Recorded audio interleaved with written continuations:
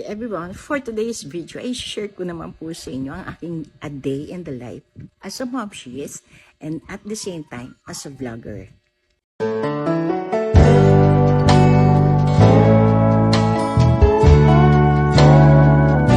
Ayan, ang unang pong ginagawa after ko pong mag-almusal ay ang pagdidilig ng aking mga halaman.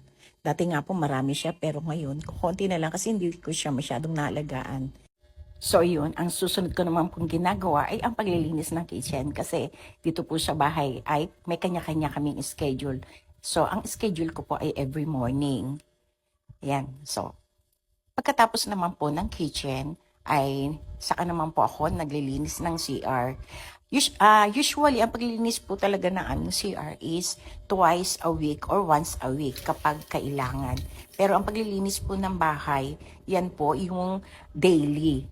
Minsan naman po, hindi ako yung naglilinis, kundi yung mga anak ko. Pero ako po, first thing in the morning, paggising ko pa lamang sa umaga, ay na-assure ko na po na iligpit ko na po yung aming bed. Then, yung CR, kailangan pong malinis. Then, yung loob na po ng bahay. Kasi habang malinis po yung bahay, maaliwalas po yung bahay, maaliwalas din po yung aking pakiramdam, pati pag-iisip ko, maaliwalas din para ready na po mag-vlog. Ayun lang po. Bye! Thank you for watching.